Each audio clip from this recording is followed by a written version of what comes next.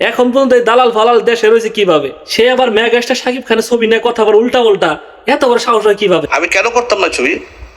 আমি যেভাবে কোকেন টানা দেখাইছি, যেভাবে আমি কোয়া দেখাইছি, যেভাবে আমি পুলিশগুলো ব্রাশ ফায়ার করে মারছি, যেভাবে আমি রেপ দেখাইছি, এই গল্প সেন্সার হয় কিভাবে? তোমার মতন টাকলারা কম চেষ্টা করে না এই ছবিটা বন্ধ করার লেগে, সেন্সারে যেন আটকে যায়। অনেক চেষ্টা করছে এই ছবিটা যেন ঈদে মুক্তি না পায়। সবকিছু ব্যর্থ হওয়ার পর এখন যখন সেন্সার হয়ে সফলতা মুখ দেখছে, এখন তোমাদের সহ্য হতেছে না। এখন উল্টা পাল্টা পাগলা গারদ থেকে বেরিয়ে উল্টা পাল্টা কথা বলতেছো, মুখে যা আসতেছে তাই বলতেছো। আরে সাকিব এরানটা এখনো বসে আছে কি লেগে? এটা তো দালাল। এই দালালের পরিচয় একটু শুনুন, তারপরে আপনাদের মন্তব্যটা আপনারা জানান। এই টাকলা কি ছিল এক সময় আপনারা ভালো করে জানেন। এই টাকলা ছিল স্বৈরাচারী সরকারের দালাল ছিল, সাইন্সা ছিল, বড় বড় এমপি মন্ত্রীর সাথে উঠা বসা ছিল। ওই সময় ফিল্ম ইন্ডাস্ট্রিকে ধ্বংস করার লিগে এই টাকলাই ছিল। রাজনীতি করে ফিল্ম ইন্ডাস্ট্রিকে ধ্বংস করার এই ছিল প্রধান। এখন আবার সাপের যে সলিং পাল্টায় না, এই ধরনের সলিং পাল্টাইছে।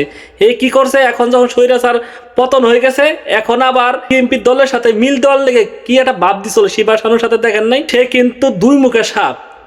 এখনে আবার পোল্টি খাইছে, এখন আবার কি করতেছে, বিএনপির কথা বলতেছে। এই ধরনের আগাছাকে আপনারা সেটে ফেলেন না কি জন্য? এখন পর্যন্ত এই বাংলাদেশে থাকে কিভাবে? এই দালাল ফালাল না সব বাংলাদেশ থেকে বিদায় করলো, এখন পর্যন্ত এই দালাল ফালাল দেশে রয়েছে কিভাবে? সে আবার মেগাস্টার শাকিব খানের ছবি নিয়ে কথা বলে উল্টা উল্টা, এত বড় সাহস হয় কিভাবে? আমার তো প্রশ্ন এই জায়গায়, এত বড় কথা কিভাবে বলে? ওই সময় তো এই দালাল লিগে ছবিতে সবকিছু দেখানো যেত না।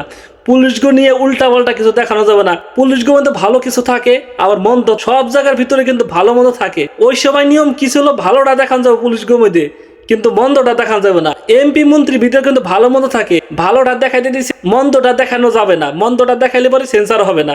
এই ধরনের সিন্ডিকেট ছিল, এই ধরনের দালালের গল্লিগে। এখন আবার দালালগিরি শুরু করছে। ভালো একটা সিনেমা মুক্তি পাইছে, তার সহ্য হইতেছে না।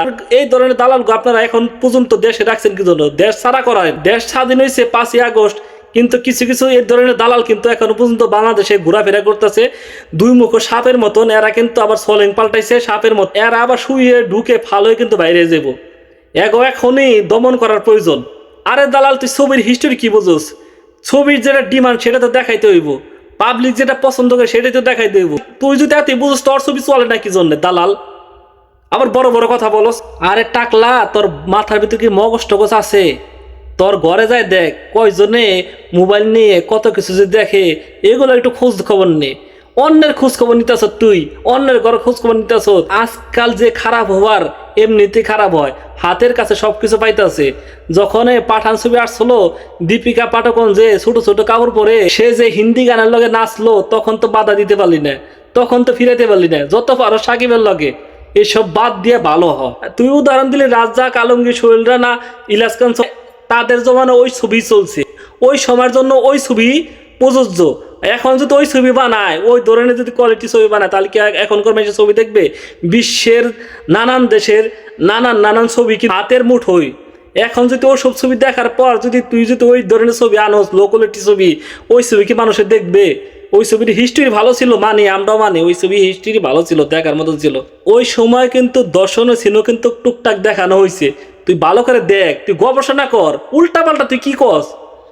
নায়ক রাজ্জাকের মাটির ঘর ছবিটা দেখ তুই একটু, শাবানার সাথে কি হয়েছিল তুই ভালো করে দেখ। কাজী হাজে বলে আম্মাজান ছবি হিস্ট্রির জন্য ছেলের সামনে যে দর্শন করে মাকে, এই দৃশ্যটা কেন রাখছে? কারণ এই ছবিটি এটাই মূল কাহিনী। তুই যদি হিস্ট্রি বুঝোস, তাহলে শাকিব খানের ছবিটা দেখে তারপর বল শাকিব খান এই ছবিতে কেন এখানে খারাপের রোল নিছে। প্রথমে বাপের জন্য যে ছেলে খারাপ হতে পারে, এই ছবির হিস্ট্রি এটা। তুই মাথার ভিতরে আসেনি, মজক আছে, মাথার ছাদের মাল নাই, তোর মজকও মাল নাই। এখান যদি তাকে ভালো রোল দেয়, তাহলে কিভাবে এই ছবির হিস্ট্রি হলো? বাপের জন্য যে ছেলে খারাপ হয়, আবার একটা মেয়ের জন্য যে সেই ছেলেটা আবার ভালো হয়ে যায়, আবার সেই মেয়ের জন্য যে সেই ছেলেটা আবার খারাপ হয়, এই ছবিতেই হিস্ট্রি দিছে। ভালোবাসা মানুষ যখন বেইমানি করে, তখন যে মনে ভিতরে আঘাতটা পায়, সেই আঘাত পেয়ে যে সবকিছু ধ্বংস করে দিতে পারে, বরবাদ করে দিতে পারে। এই ছবির ভিতরে সব দৃশ্য যদি না রাখে, তাহলে এই ছবির হিস্ট্রি কেমনে বুঝবো? আরে ব্যাককল, মাথার ভিতরে খাটা, আগে ছবি দেখ। মেগাস্টার শাকিব খান যে এত সুন্দর অভিনয় করছে, যারা ভক্ত না তারাও কিন্তু তার প্রশংসা করতেছে। আর তুই যে একটা দালাল, তার আর একটি প্রমাণ করলি। তোকে যে দেশ ছাড়া করবে সাকিব ইয়ান্ডাই দেখিস। যাই হোক, এই ফালতু লোকের কথা বলে সময় নষ্ট করে লাভ নাই। এই ছবিটিতে এতটা সফলতা অর্জন করছে, এই ছবির প্রযোজক কিন্তু খুশি হয়ে 3 দিনে সেল হল স্টাফ দিয়ে দিছে। তাহলে বুঝেন কতটা খুশি হয়েছে, কতটা সে ইনকাম করতেছে। সেই জন্য সে খুশি হয়ে গরিব মানুষের পাশে হলের যত স্টাফরা আছে তারা কিন্তু সারা বছর বসে থাকে। এই জন্য তাদের কি করছে, যত 3 দিনের সেল আছে সমস্ত টাকা কিন্তু এই স্টাফ দিয়ে দিছে। 3 দিনের সেল কিন্তু কম নয়, কোটি টাকার উপরে কিন্তু এই 3 দিনের সেল, এই কোটি টাকা কিন্তু সমস্ত স্টাফ দিয়ে দিছে। তাহলে বুঝেন কতটা উদার মনে দেখাইছে। এই রেকর্ড কিন্তু বাংলাদেশে আগে কিন্তু নাই। এই রেকর্ডটা বরবাদ ছবিতে এই প্রযোজক করে দেখাইছে। সত্যি তাকে একটা সেল জানার প্রয়োজন। আর এবারে এতে কিন্তু ভালো ভালো ছবি মুক্তি দিছে। এবারে এতে কিন্তু মোটামুটি ভালোই কম্পিটিশন হয়েছে, সবগুলা ছবি কিন্তু মোটামুটি ভালোই হয়েছে। আপনারা এবারে কোন ছবি দেখছেন সবাই কমেন্টস করে জানাবেন। আমি আলহাজ খান, এই পর্যন্তই। আল্লাহ হাফেজ।